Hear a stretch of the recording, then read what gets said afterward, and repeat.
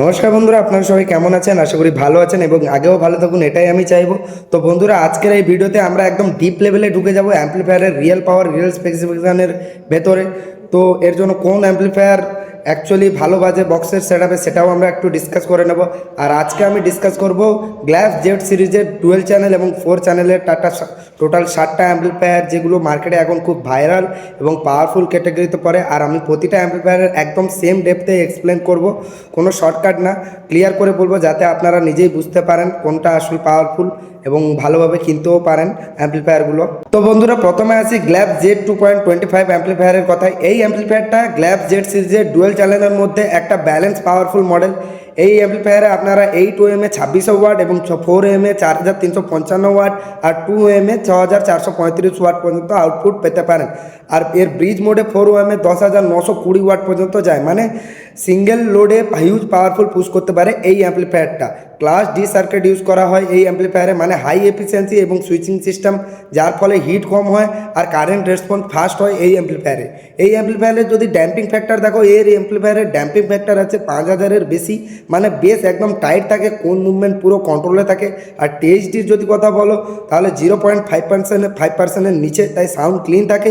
Frequency থাকে 10 hertz থেকে 20 kilo hertz, মানে ফুল রেঞ্জ সাপোর্ট করে এই অ্যাম্পলিফায়ার। আর ভেতরে এসএমপিএস পাওয়ার সাপ্লাই ইউজ করা হয়েছে, সাথে মাল্টিপল মোসফেট ট্রানজিস্টর ব্যাংক থাকে, যাতে হাই কারেন্ট শেয়ার করতে পারে এবং লোডও নিতে পারে।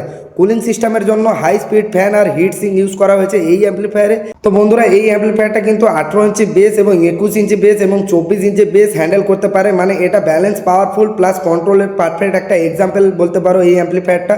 মানে 24 ইঞ্চিকে তেমন একটা ভালো বাজাতে পারবে না, কিন্তু হ্যান্ডেল করতে পারবে, কিন্তু 21 ইঞ্চিকে খুব মানে শক্তভাবে বাজাতে পারবে এই অ্যাম্পলিফায়ারটা। বন্ধুরা, এবার আসে গ্ল্যাব জেড 2.20 অ্যাম্পলিফায়ারের কথায়। এইটা কিন্তু জেড 225-এর নিচের মডেল। এখানে আপনারা ডুয়েল চ্যানেলে 8 ওএমএ 2000 ওয়াট এবং 4 ওএমএ 3350 ওয়াট এবং 2 ওএমএ 4950 ওয়াট পর্যন্ত পাবেন। আর এটা ব্রিজ মোডে 8400 ওয়াট পর্যন্ত যায়। ড্যাম্পিং ফ্যাক্টরের যদি কথা বলি, এখানে 5000-এর উপরে আছে ড্যাম্পিং ফ্যাক্টর, তাই বেস কন্ট্রোল স্ট্রং থাকে এবং পাওয়ার একটু কম, তাই 18 ইঞ্চি বেস পারফেক্ট বাজায় এই অ্যাম্পলিফায়ারটা, কিন্তু 21 ইঞ্চি বেসকে স্টেবল বাজায়, কিন্তু হেভি কম্পিটিশনের জন্য এই অ্যাম্পলিফায়ারটা একটু কম পড়ে। এই অ্যাম্পলিফায়ারটা এই অ্যাম্পলিফায়ারে কিন্তু ক্লাস ডি সার্কিট ইউজ করা হয়েছে, এসএমপিএস পাওয়ার সাপ্লাই আর মসফেট আউটপুট স্টেজ ইউজ করা হয়েছে, তাই সাউন্ড ক্লিন আর এফিসিয়েন্সি ভালো, কিন্তু র পাওয়ার জেড 2.25-এর মতো না এতটা, এটা তাই নিচের মডেল। বন্ধুরা, এবার আসি গ্ল্যাব জেড 2.45 অ্যাম্পলিফায়ারের কথায়। বন্ধুরা, এই অ্যাম্পলিফায়ারটা কিন্তু পুরো একটা মনস্টার অ্যাম্পলিফায়ার। এই অ্যাম্পলিফায়ারে আপনারা পাবেন 8 ওএমএ 4500 ওয়াট এবং 4 ওএমএ 8000 ওয়াট আর 2 ওএমএ 11100 ওয়াট পর্যন্ত আউটপুট পাওয়া যায় এই অ্যাম্পলিফায়ারে। আর ব্রিজ মোডে 18900 ওয়াট পর্যন্ত যায়, মানে এই অ্যাম্পলিফায়ারটা ডাইরেক্ট কম্পিটিশনের লেভেলের জন্যই বানানো হয়েছে এই অ্যাম্পলিফায়ারটা। এই অ্যাম্পলিফায়ারের ড্যাম্পিং ফ্যাক্টর 5000 প্লাস, মানে বেস একদম টাইট আর কন্ট্রোল থাকবে। আর টিএইচডি লো, তাই ক্লিন সাউন্ড পাবেন। ভিতরে heavy SMPS power supply, multiple MOSFET bank use করা হয়েছে, high current PCB track use করা হয়েছে, যাতে হিউজ কারেন্ট পুশ করতে পারে। আর এই অ্যাম্পলিফায়ারটা 21 ইঞ্চি মানে মাল্টিপল ব্যাসকে, মানে 21 ইঞ্চির অনেকগুলো ব্যাসকে এবং 24 ইঞ্চির বেস ইজিলি কন্ট্রোল করতে পারে। আর ভাইব্রেশন একদম গ্রাউন্ড শেকিং লেভেলে নিয়ে যায় এই অ্যাম্পলিফায়ারটা। এটা বেসিক্যালি গ্ল্যাবসের ডুয়েল চ্যানেলের মধ্যে টপ লেভেলের একটা পাওয়ারফুল অ্যাম্পলিফায়ার, মানে গ্ল্যাবসের যতগুলো অ্যাম্পলিফায়ার আছে ডুয়েল চ্যানেলের, তার মধ্যে এটা 1 নম্বরে যেটা পড়ে। এই অ্যাম্পলিফায়ারটা সব থেকে শক্তিশালী। বন্ধুরা, এবারে আসি 4 চ্যানেলের অ্যাম্পলিফায়ারগুলোর দিকে, কারণ 4 চ্যানেলের অ্যাম্পলিফায়ারের কাজ কমপ্লিটলি আলাদা। এগুলো একটা অ্যাম্পলিফায়ার দিয়ে মাল্টিপল স্পিকার ড্রাইভ করার জন্য ইউজ করা হয়। প্রথমে আমরা কথা বলবো গ্ল্যাব জেড 4.28 অ্যাম্পলিফায়ারটা।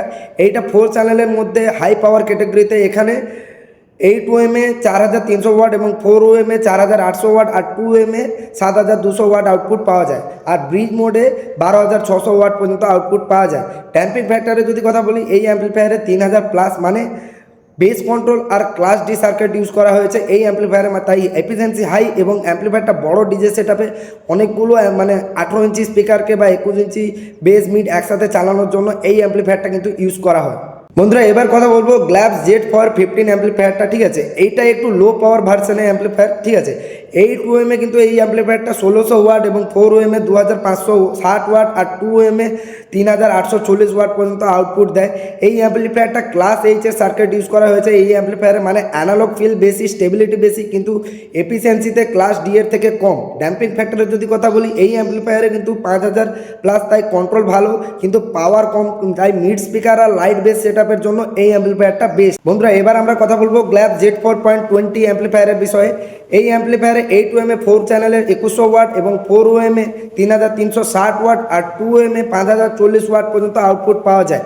এই অ্যাম্পলিফায়ারটা ক্লাস ডি, তাই এফিসিয়েন্সি ভালো এবং এর ড্যাম্পিং ফ্যাক্টর 5000 প্লাস, তাই বেস্ট টাইট কন্ট্রোল এবং স্ট্রং থাকে।